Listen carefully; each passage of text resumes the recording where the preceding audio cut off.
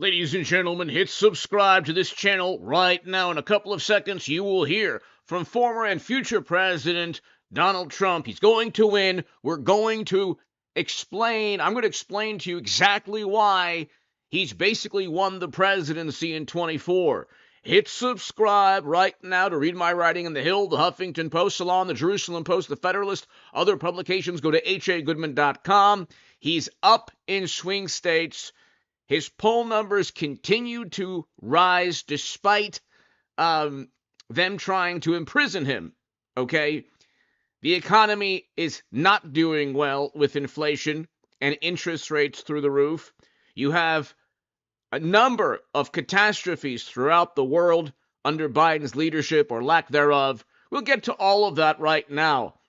We'll get to the swing state polls. You'll also hear from some legal scholars. You're going to hear right now from former and future President Donald Trump. He has it wrapped up. He's basically won. The Supreme Court is going to give him at least partial immunity. They're not going to imprison him because of a speech or because he spoke to some of his officials to contest results, which he had every right to do. There was a unanimous Supreme Court victory, 9-0, even the liberal justices, which gave Trump a huge advantage. They're no longer talking about Trump being a menace to democracy anymore, because it's completely, that's been completely imploded. That propaganda spin has been dismantled. You don't get a unanimous Supreme Court victory, and then you don't get these legal victories in Georgia, in New York with the bond being reduced. They're just trying desperately to ruin him. The opposite is taking place. They're losing politically. Hit subscribe. Let's listen to future President Donald Trump, and we'll get to the swing state polls, and we'll get to exactly why he's wrapped it up. The man has already won. Now it's just a matter if it's a landslide. People don't say that. I say it. And I'll bet I'm right, too. So we're going through this weaponization of our government to try and knock out somebody's political opponent. And so far, based on the polls, it's not working at all. The people understand it. We have a man who just ruled he'd like the trial to start in 21 days or something. And I don't know how you can have a trial that's going on right in the middle of an election. Not fair. Not fair. It's not fair at all. He knows that, too. He's a Democrat judge. He wants to do that because they're all trying to damage Trump as much as possible. It's having the reverse effect, but maybe someday it won't. I don't know. But it's having the reverse effect. It's a terrible, terrible precedent, a terrible thing to do. They could have started this when I left office. You could have gone back 3 years, more than that. When I left office, all of these things could have been started so we wouldn't be quibbling over starting this week or that week or 2 days or 3 days. It wouldn't have mattered. This thing would have been over 2 years ago. They could have started. They should have never started because there's no case. If you read Andy McCarthy's piece, if you read Jonathan Turley's piece, if you read legal scholars all over the world, they say this DA case is a hoax and it's something that shouldn't have. It's not even a crime. They say there's no crime, and there is no crime. So I just say it's a sad day for this country when you have something like this. And remember the words, should have been started 3 years ago if they were going to start it at all. And then you wouldn't be quibbling over what week it's going to, in days. They're quibbling over days and hours. They wouldn't be quibbling at all. They never started it. And you know why they didn't start it? Because they didn't know I'd be running, and they didn't know how well I'd do. And if I were not running, or if I were doing poorly like everyone else has done, because they're all gone, they're all knocked out except for crooked Joe Biden. If I were doing poorly, this wouldn't be happening. None of these trials would have been happening. If I wasn't running, they wouldn't be happening. So it's a sad day in our country in many respects, but the good day is that the appellate division was fair. It's a lot of money still, but the judge is corrupt, in my opinion. He's the most overturned judge. He's been overturned 5 times in this case alone. He ruled against me before he even knew anything about the case. He ruled against me. The whole case was all about damages, and there were no damages. And perhaps you'll get him to tell you about what took place in terms of a settlement negotiation, because those weren't the numbers he was discussing. Those weren't the numbers. It's a disgrace what's happening in our country, and we have to get our country back, and we're going to get our country back. That's what's going to happen. November 5th, I believe, will be the most important day in the history of our country. we'll get these people out of there, and we'll seal up the borders, and we'll, as I say, drill, baby, drill. We'll be drilling. We'll get energy costs down. We'll get rid of the ridiculous electric car mandate, so nobody's ever heard of anything so foolish and so stupid. And we'll bring crime back to law and order. We're going to get those words law and order back, because our cities are a disaster. Greatly respect the decision of the appellate division, and we will abide by that. We'll put up cash or bond very quickly, securities, cash or bond, whatever it is. We'll put it up very quickly, and we'll win the case. Todd, maybe I'll have Todd say a couple of words, and then I'll have any questions or anything you want to.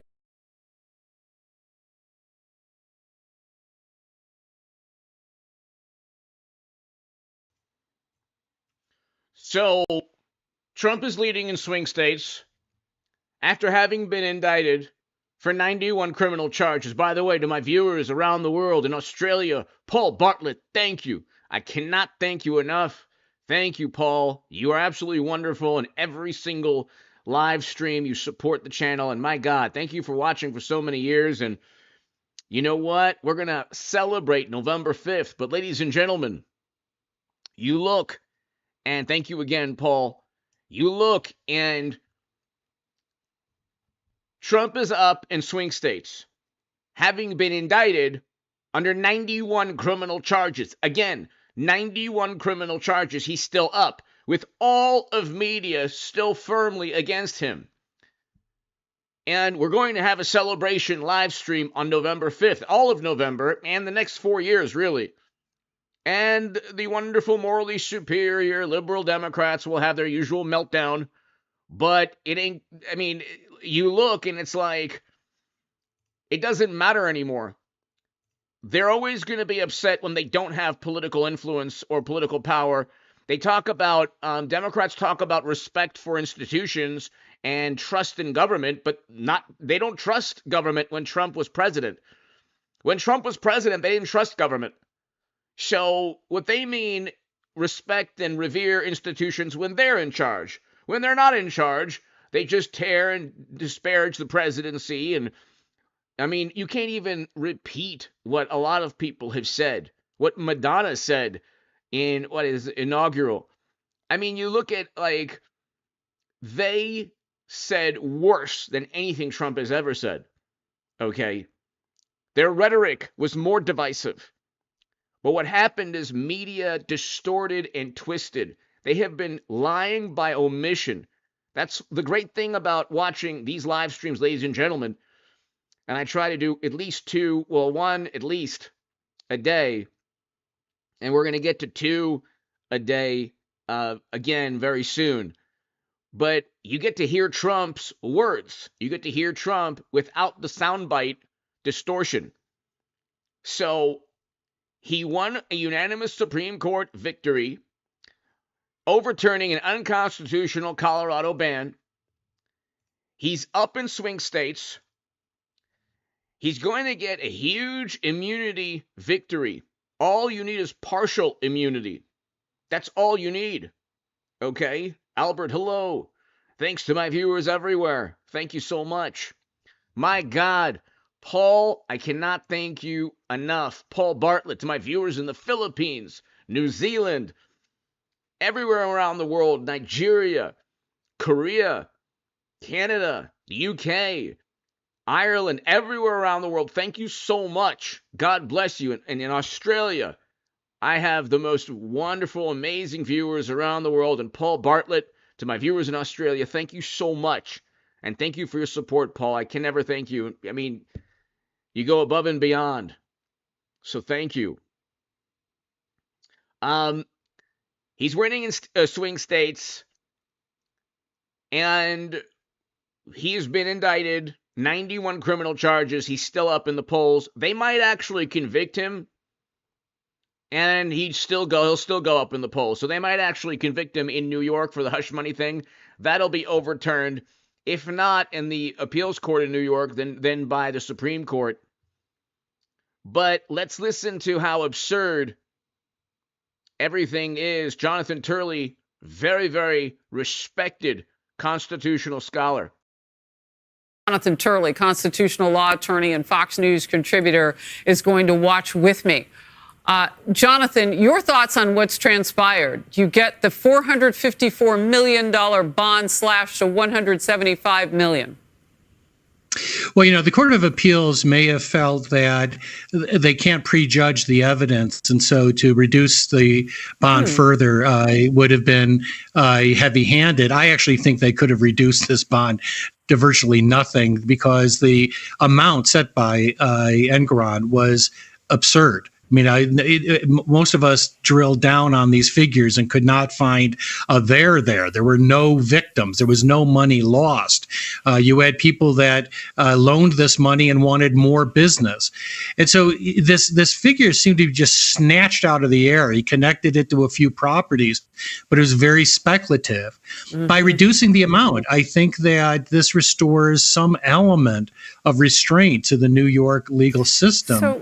I think that the true sunk costs of this controversy has been borne by those who really wanted this thrill kill moment.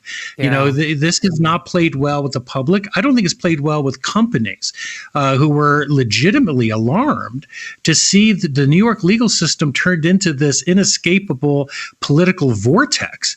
And I think that the reduction will help assure people that there are still some adults in the room. I just want to take the heat down just a second, because I think what you just laid out, we're in a very special and negative situation here in New York City. I don't live here, but I see the repercussions of what happens when people leave the city who make a lot of money. And when you put pressure on corporations here and you say, well, look, if we catch you, doing business like you've always done business, because we went after Trump, we're going to go after everybody this way. People don't want to do business here. They don't feel like regular practices are safe to do any longer. And if you have that, especially with the crime and the subways and everything else, oh my goodness, can you imagine what happens to this great city? I think that's right. As many as the problems may be in New York, from crime to homelessness, that has been a reality of living in New York. But the benefits for businesses has been that this is a very sophisticated legal system that knows about corporations. That really suffered a lot. Hold on one second. We've just heard from the former president on Truth Social. This is the fifth time in this case that he has been overturned, a record. His credibility and that of Letitia James has been shattered. We will abide by the decision of the appellate division and post either a bond, equivalent securities, or cash. That's Donald Trump moments ago. Jonathan Turley and all of my guests, thank you.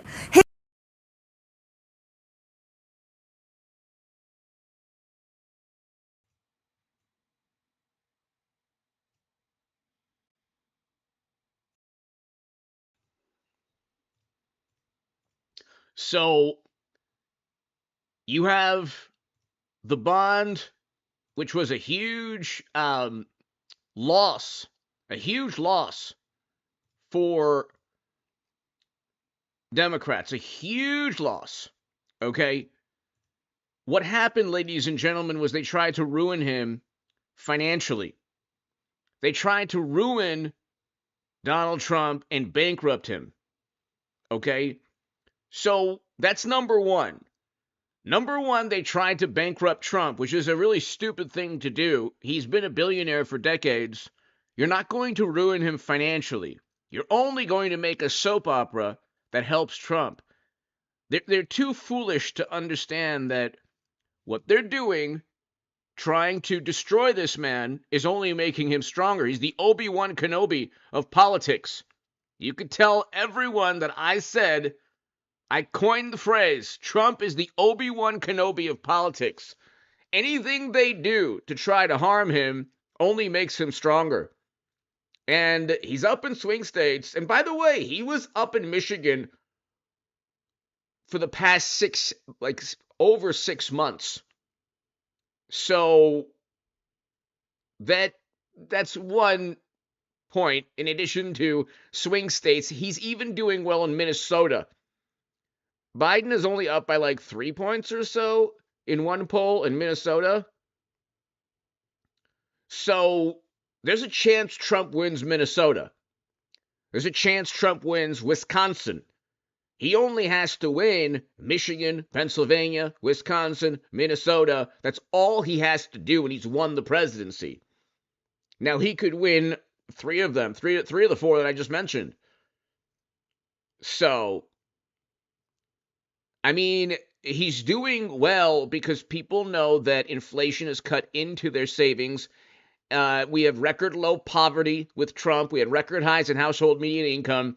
If there's a morally superior, highly educated liberal Democrat in your life, don't debate that person. But if that person wants to know, well, what did Trump do? That's good. Record low poverty, record highs in household median income. Fact. These are all facts. We had record low poverty with Trump. We had record highs in household median income. We had low inflation and low interest rates. Don't talk about how you lowered inflation if you raised interest rates through the roof. It's now double the amount in terms of a mortgage. And then you have 7 to 8% mortgage rates. So you're paying double in terms of your monthly mortgage under Biden if you just purchased a home, as opposed to 2018, 2019. And Trump's last year as president, Democrats tanked the U.S. economy alongside bureaucrats and media. Okay, so we all know, what's happening. Thank you, everybody. Thank you, Robert. And so we all know what's taking place. We all know what's taking place. They're trying to ruin him. They're not being successful at it. They're so inept and incompetent. They have every single possible advantage. Well, now they don't have Twitter, thank God. And I actually think they don't have Twitter, so any laptop story isn't going to be censored. And let's just continue, ladies and gentlemen. He's up for a reason, okay? And you know what? We'll listen to this. This is the reason this man is so awesome and great. This is something that Democrats would never do. Everything is so scripted, and they have like 1,000 public relations consultants, and they don't even let Biden speak, really. He's like basically told what to do. But this is an impromptu moment with Trump. It's pretty awesome.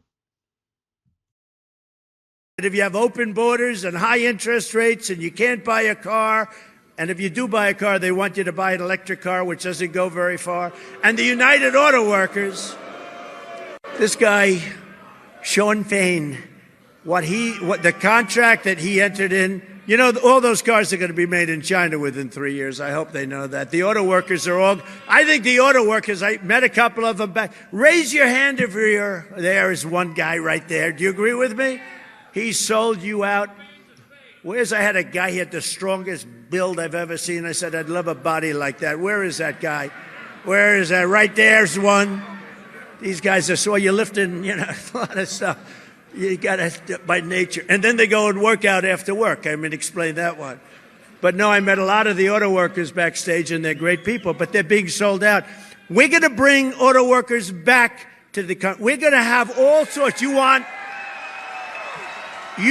electric, you want a hybrid, we're bringing everything back. You can have your choice. The problem is electric doesn't go very far, You're driving along and you're petrified. Oh my, I'm going to front. They say, next charging booth, 93 miles. Go west, 93 miles. The whole thing is crazy. And if we built all the charging booths that are necessary, our country would go bankrupt. You know that, Pete? The country, it would cost like $3 trillion, more money. It's the craziest thing I've ever heard. But we're dealing with he's a very low IQ individual, our president.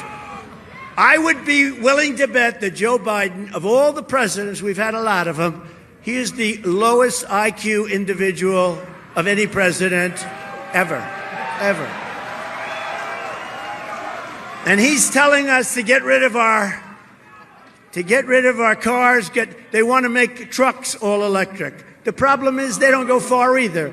And you'd have to have half of the capacity of the truck would be devoted to a battery. I don't know if you know this. They want to make our army tanks, the beautiful army tanks. They want to make them into all electric. so that as we enter a country to obliterate it, at least we give them nice, clean air, beautiful air to breathe as we obliterate them.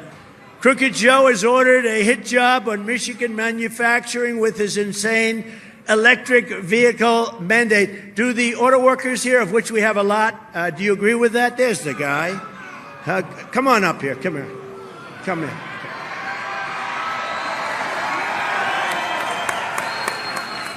Come on up. This never works out. You know that, right? That's okay. No, I like this guy. I met him backstage. He's great.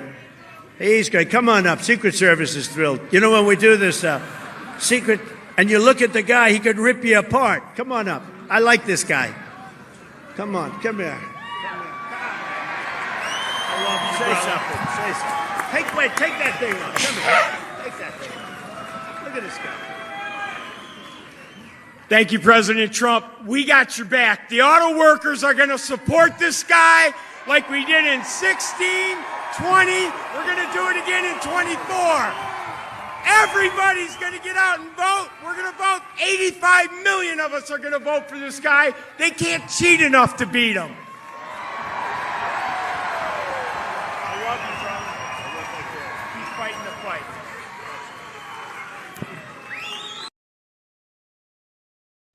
You think any Democrat would do that with Biden? Or you think Democrats are passionate about the people representing them? Or do you think, the average Democrat will look at whatever, Schumer, AOC, Biden, Hillary, do you think that Democrats really admire the people that represent them? If you just put a D next to a fern, a house cat, Gumby, it really doesn't matter. If it's Democrat, if it's like a lamp, if it's a Commodore 64, an inanimate object, you could just put a table and say, vote for this table. It's a Democrat. They'll vote for the table. They don't care about, they talk about, we care about policies. Go and look at the top liberal channels. 1 million to 5 million to 4 million sub. 1 million to 4 million sub. They don't talk about policies. They talk about, the only thing the left talks about is their obsession with what, influential, influential YouTubers who push back against the Democratic Party. So you will have one channel in particular do 150 episodes on Tim Pool.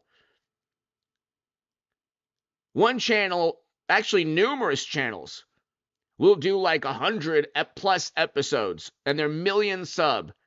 And that's all they do is disparage very influential people who disagree. Dave Rubin, they'll do 100 plus. Oh, Dave Rubin. That's all they'll do is they'll try to disparage people. They don't talk about Medicare for all or single payer, all these things they used to care about for a second. They wanted to ban fracking. I know this because I was on the far left. I was on the left. I was the biggest Bernie Sanders booster on the internet, according to the Huffington Post. And the Washington Post called me the unofficial scribe of Sanders' most hardcore voters. Okay? I was on the left. I realized how completely irrational that viewpoint is. But they wanted to ban fracking. None of them are talking about that. They wanted a single-payer healthcare. None of them are talking about that. They wanted to pack the Supreme Court full, and they're kind of talking about that now, but that'll never happen. They wanted to do all of these things, and it's none of these things they focus on. They don't focus on anything but disparaging people as if, they're the cool crowd casting judgment. It's nobody cares the average American doesn't really care about what you think of a certain YouTuber. But that's the entire left. That's all it is. It's just drama. It's like high school drama. That's it. Trump, we had record low poverty, record highs in household median income. There's no rebuttal to that. We had a great economy with Trump. We had a great foreign policy. Foreign policy with Democrats has been a catastrophe. So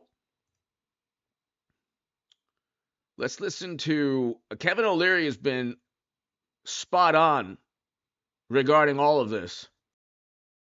In that civil fraud case, he will still have to pony up about $175 million within 10 days' time. He says he'll do it promptly and he'll do it with cash. But the news comes that he's on the verge of making billions after his social media company, True Social, goes public. Kevin O'Leary now, chairman of O'Leary Ventures, with us now, and let's take it one at a time. First, on the federal appeals lowering. He just shot out a message saying Trump Tower remains mine, huge victory. How do you see it, Kevin? I look at this from a completely different point of view. Let's go up to 30,000 feet and talk about the American economy, our ability to remain number one worldwide, and most importantly, attracting foreign capital to invest in America. And the concept and why that happens and has for over 175 years is in our Constitution, property rights are mentioned over 25 times.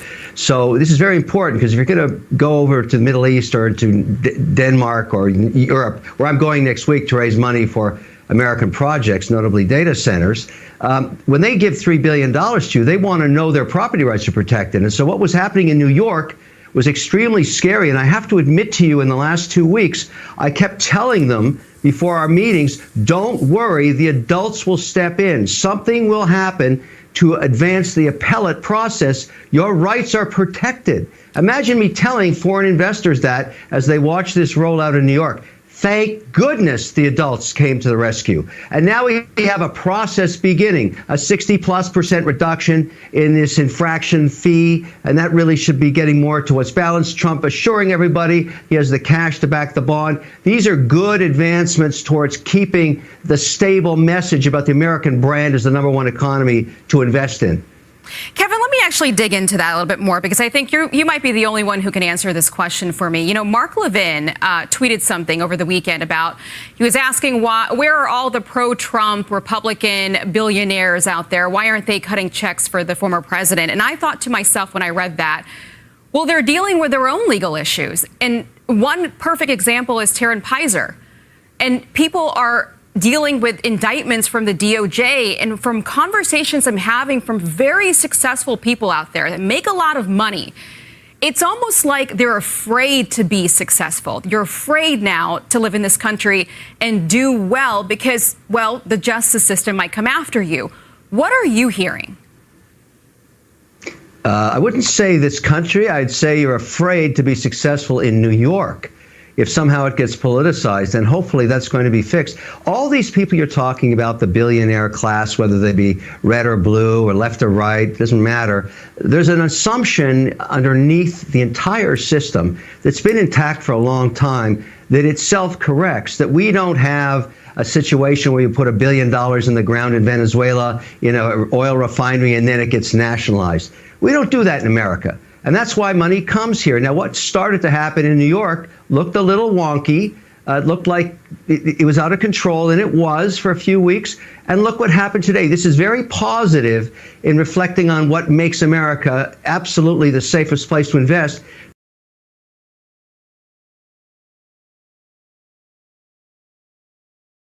So they tried to bankrupt and ruin Trump. And that's what took place. They tried to bankrupt Trump in hopes that he couldn't pay his legal bills. They have a complex. The average, or I should say, a great many wonderful, morally superior, highly educated liberal Democrats have this kind of complex regarding Trump. They think that he's bankrupted every country, every business. Like, most of his businesses have been very successful, extremely successful. He's a billionaire because of that. You'd have to be a complete imbecile to think that he hasn't been successful in life. His family loves him. He has a very successful family. I mean, I'm not picking on any, you look at other politicians And there's serious issues there, okay? You can look at a laptop that we weren't allowed to talk about 4 years ago. Serious issues. Bribery, graft, other problems too, okay? And so, but you don't see that with like Eric Trump or Donald Trump Jr. or Jared Kushner or, you don't see that. You don't see those problems with Trump and his family.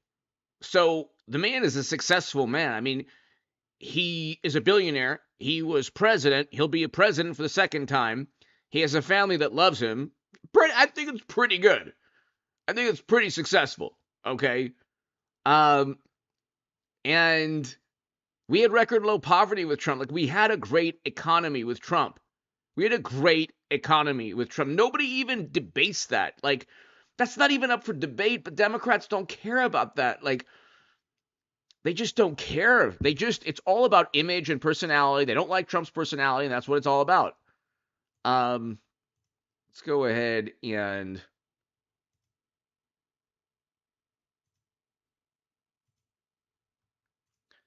this is what I was talking about earlier on, and obviously what we're talking about here. The Democrats in New York are going to elect Trump. They don't see it. They have this, like I said, a complex regarding Trump being this bully, and they want to out-bully the bully, they think. So they just want to go after Trump at all costs, and it's going to cost them 24. Thank God. I don't think the country can survive, really don't, with these problems that Democrats have ignored or caused. But the point is, he may have more time than we think and more appeals than we know about. Well, certainly if he's going to wait and let her try to begin the proceedings of seizing a property. And I think Katie's exactly right. The look is terrible. Mm-hmm. And Letitia James is going, along with this crackpot judge, mm-hmm. are going to single-handedly get Donald Trump reelected on this nonsense. Right. No, that's it. And I hope that, since she campaigned on the whole premise that she was going to go after Donald Trump and she was going to get him, I hope voters remember that when she actually gets him reelected, because she threw the law out the window and decided to go after him and go after the rule of law and every law-abiding person in New York with all this nonsense.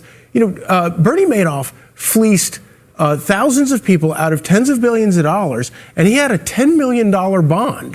And you've got this that's like, what is this? I can't do math. $450 million. Yeah, 50 times. It actually, with the service charges, if you actually got a surety bond from an insurance company, commercial insurance company, with all their costs and additional interest costs, there'd probably be about $550 million, which is an incredible number. $550 million, over $500 million. Donald Trump fleeced no one. That's Everybody right. made money on the deal. Everybody on the other happy. side of the table wanted to do more business with him after the only people not happy is Letitia James and this dingbat judge. Yeah. You're exactly right. Roma Duravi, you know Trump. You worked with Trump.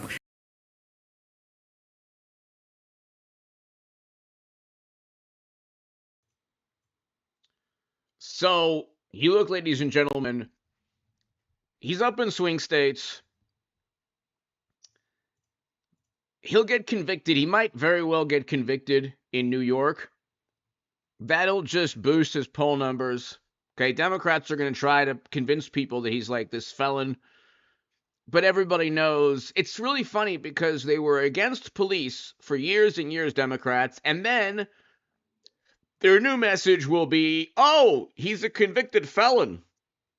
Interestingly enough, a convicted felon is a star witness for the hush money case, which could make Trump a convicted felon, which would mean nothing. Nobody's going to care if a New York court convicts Trump, because it will be so blatantly obvious that Democrats are just going after Trump in the most partisan, despotic manner. Okay, the tyrants and despots and totalitarians and authoritarians, not Trump supporters or Trump. It's Democrats who say, well, this is about the rule of law. And they go after Trump and they shield Hunter, for example, and Joe That's bribery and graft. Those statutes, they broke if you look at the emails, almost certainly. Again, Democrats can't type an email without like this national security calamity. Okay, you have the DNC emails, Hunter's emails. They can't type an email without like the biggest problem ever.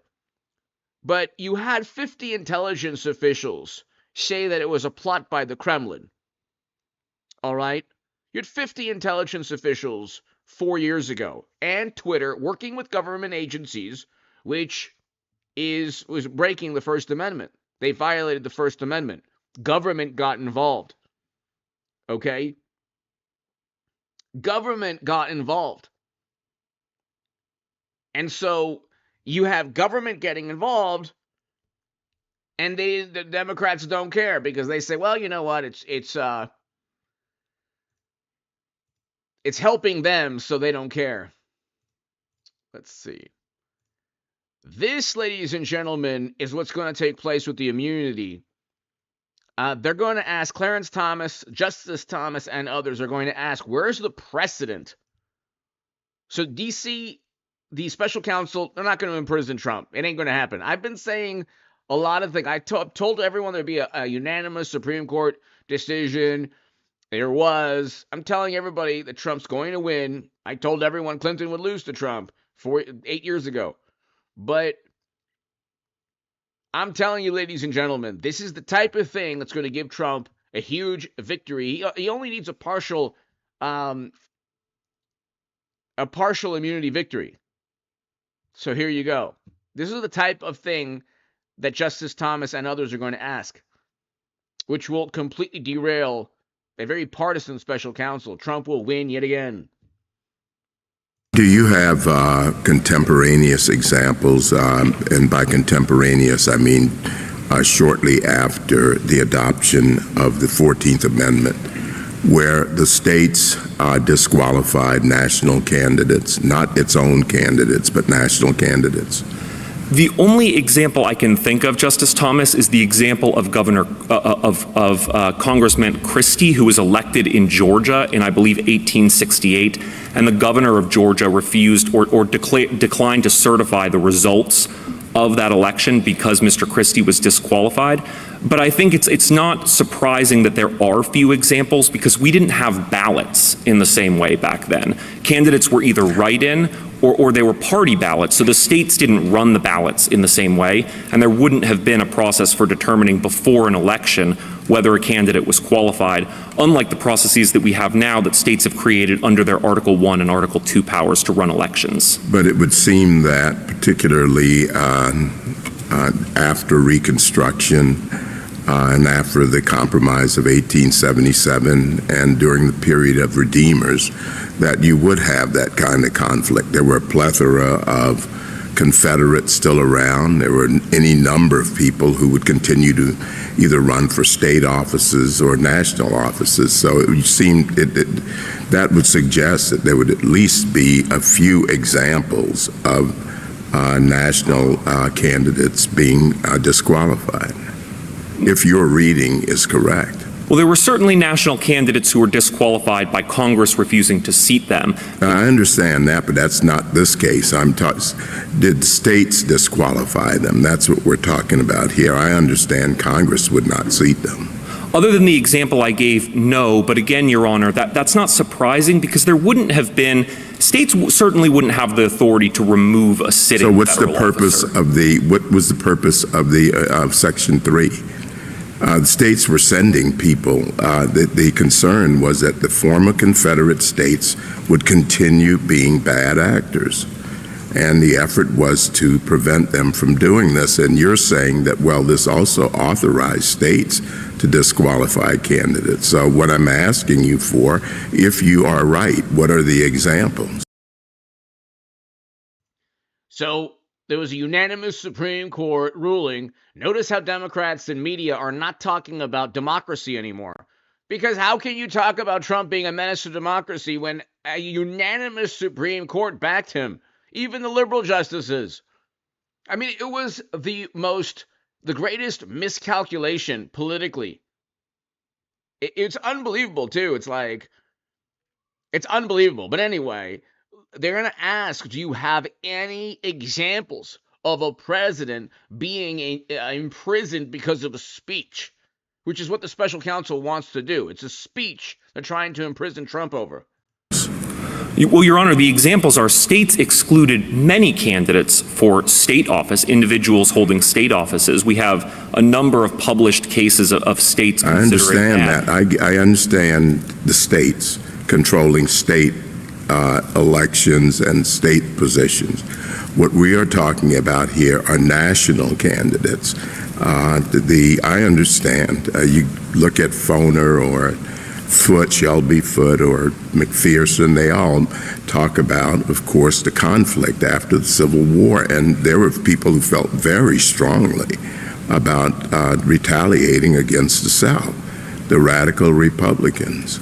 But they did not think about authorizing the South to disqualify national candidates. And that's the argument you're making. And what I would like to know is do you have any examples of this? Many of those historians have filed briefs in our support in this case. Many liberal historians who voted for Biden. Of course, Victor Davis Hanson and other conservative historians were not part of that process. Making the point that the idea of the 14th Amendment was that both states and the federal government would ensure rights, and that if states failed to do so, the federal government certainly would also step in. But I think the reason why there aren't examples of states doing this is an idiosyncratic one. So this was before a unanimous ruling against Colorado. Ladies and gentlemen, the man has won. He's won the presidency already. Now it's just a matter of getting to the finish line. God bless him, God willing, and he will.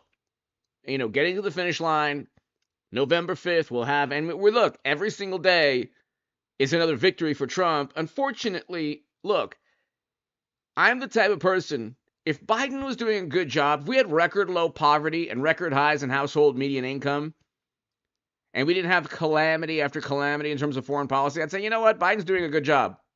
I'm not going to ever vote Democrat, really, but I would say he's doing a good job. He's categorically not doing a good job. The economy's not doing well. Inflation and interest rates are not good for people. Foreign policy is a catastrophe. There's zero vision. We have an invasion that's still going on in Europe, and we have catastrophe in the Middle East and throughout the world. Haiti, it's unbelievable. We have zero influence really on the world stage, okay, which is why all of these things are taking place. With Trump, they didn't take place like that. We didn't have the calamities and the foreign policy catastrophe we had with Trump. We didn't have these problems, okay? And yeah, you know what took place his last year in office, and Democrats and media and bureaucrats went overboard and completely ruined the U.S. economy, which was going to lead eventually to a stock market crash. And I've been saying that for a long time. Anyway, hit subscribe, everyone. Paul Bartlett, my God, thank you so very much. Arlene, thank you. Arlene Calderon, thank you. Everybody, I'll be back tomorrow, definitely for the 10 p.m. Might do one in the day as well, but be here tomorrow for 10 p.m. live stream.